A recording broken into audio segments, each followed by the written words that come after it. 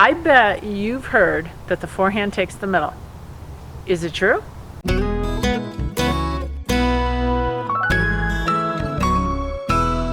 Hey everybody, I'm CJ Johnson. If you're new here, welcome to Better Pickleball, where we show players over 50 how to live their best lives on and off the pickleball courts.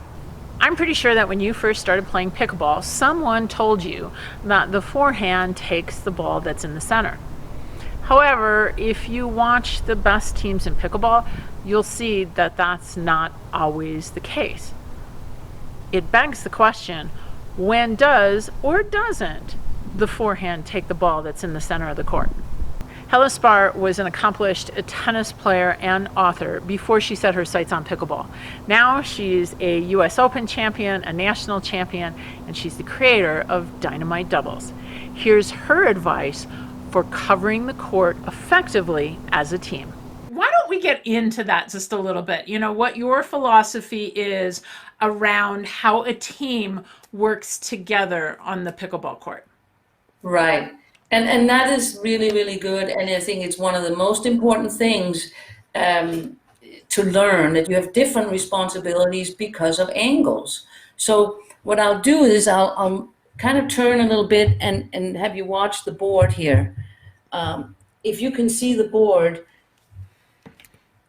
wherever the ball is, the yellow piece here is the ball. So if these two guys are up here and red has the ball, blue down here and red here have different areas of the court they have to defend. They're both defending the ball coming from here. So if you are in front of the ball, such as right here, you are what I call the blocker, or the little V. We talk about little V and big V. So you have a little V. So if it's inside your little V, you can take it or you can let it go.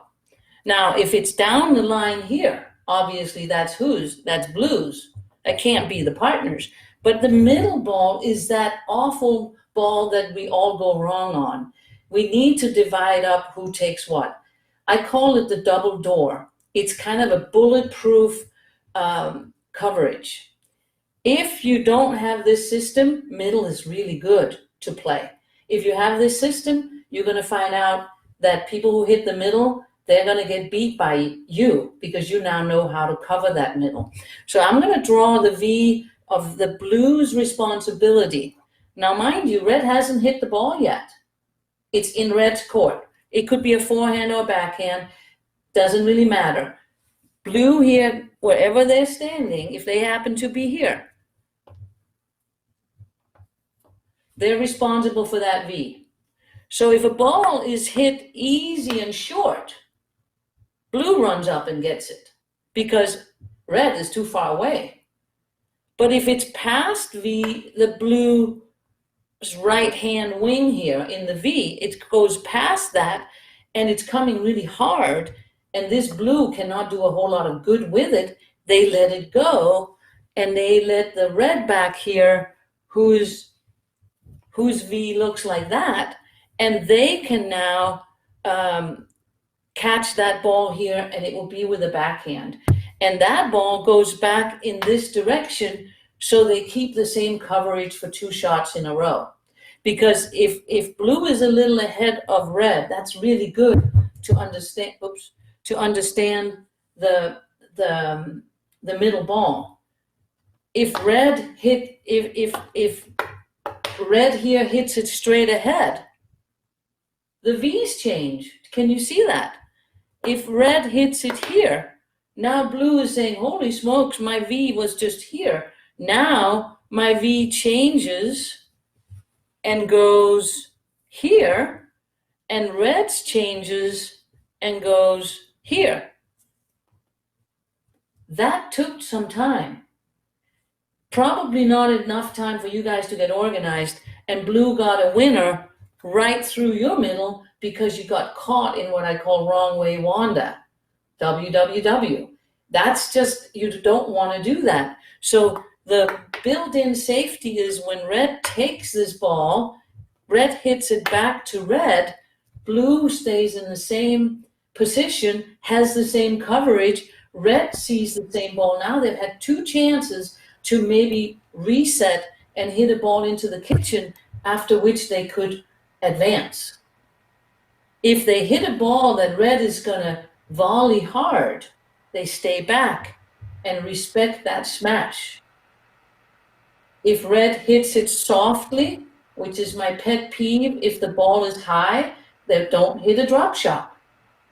That invites blue and red forward when you could keep them back.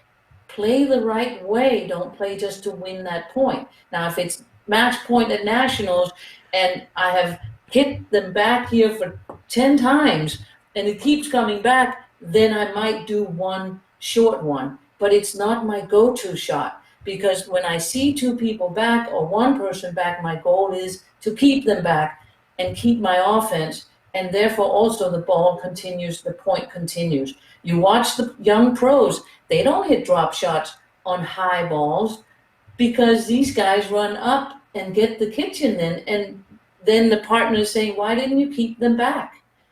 If you keep them back, you have probably 95% chance of winning this point eventually with patience. If you bring them in, you've minimized, or you have lowered that number, and now it's maybe 50-50.